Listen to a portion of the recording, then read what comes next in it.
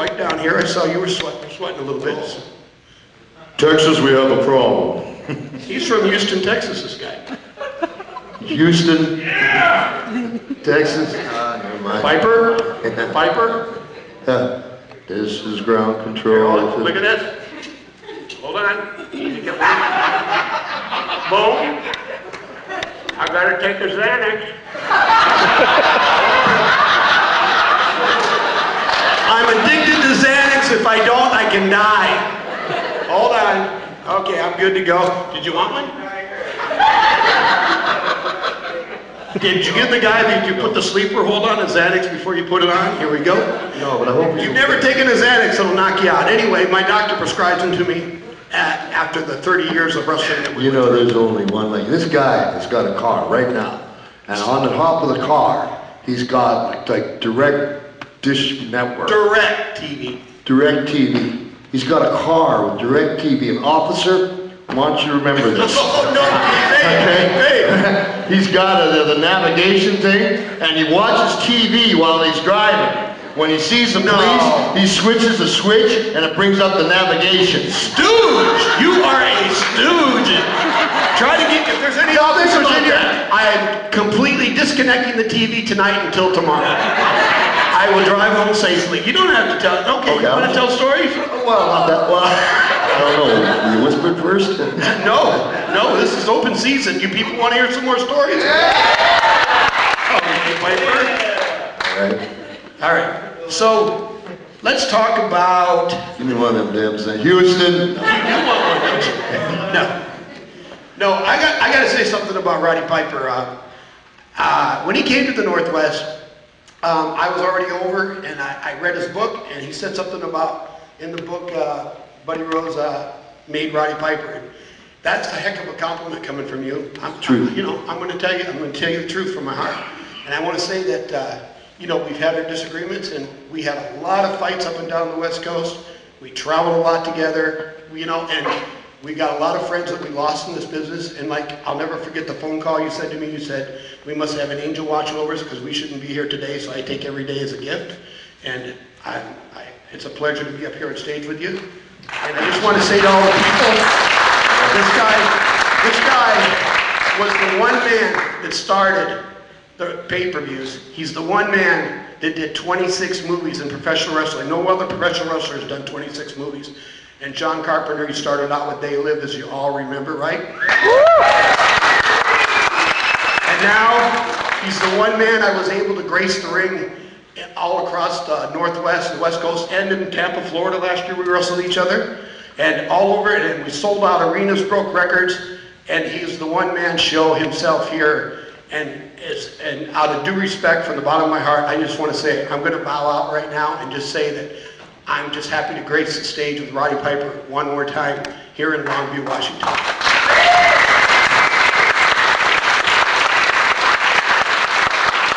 On your own.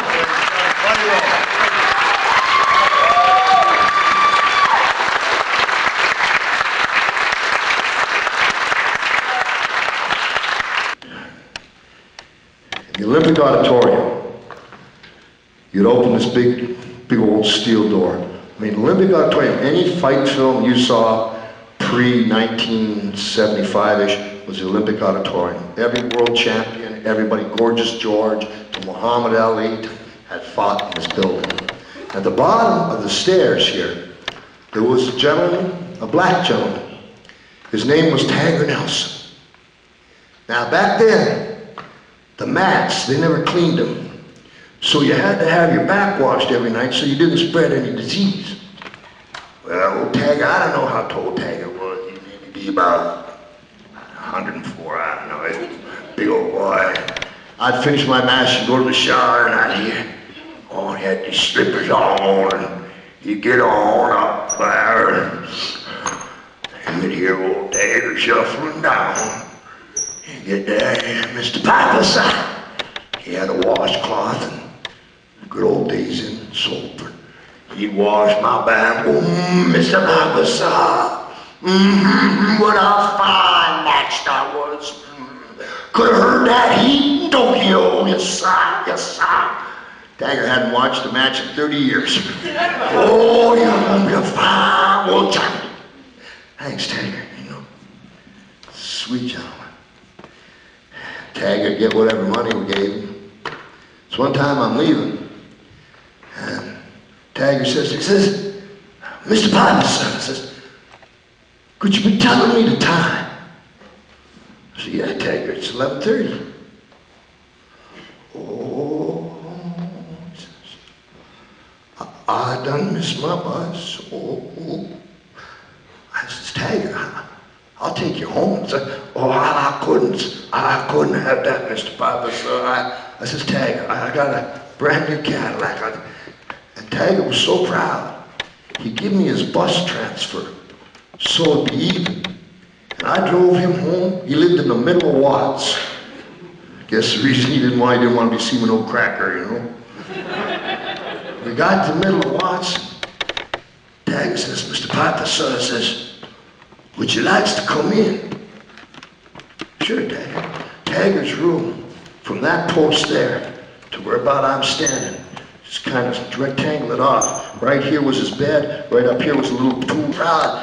He says, Mr. Piper, son, says, is you a drinking man? I said, sure, Tiger. And he pulls that ripple from underneath the carpet and he says, I like my ripple warm, it says, and he hands the ripple over to me. And he's got a scrapbook there. And I look at it. And he says, Tiger, that's Jack Johnson. He says, well, sure that is, Mr. Piper.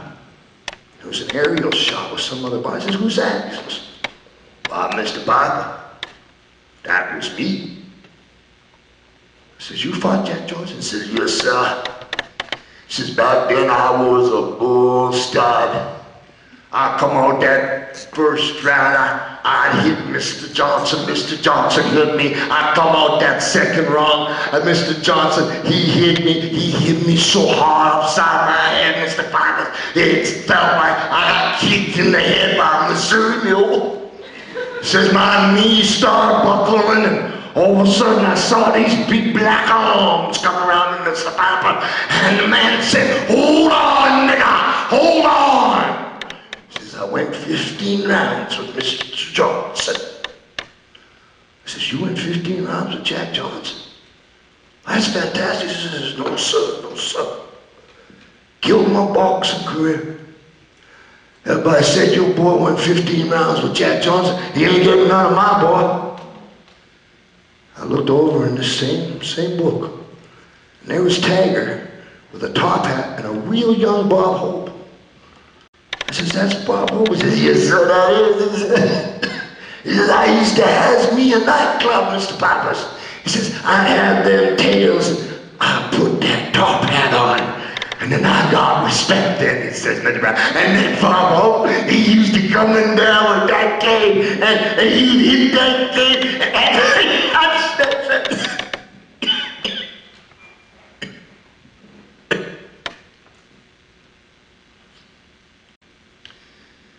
I looked over, and there was a picture of a beautiful black lady. I says, Tiger, I says, who's that? Oh, he says, that there was my wife, Rosie. They just figured that she may have wandered into the wrong neighborhood. And he started holding the sign. He says, Mr. Piper, sir, you're welcome to stay. I'm getting the ache again. And he lays down. I says, no, I'll just leave it there. And last thing I ever heard him say to me, he says, as I'm leaving, Mr. Piper, son, would you blow the light out when you leave?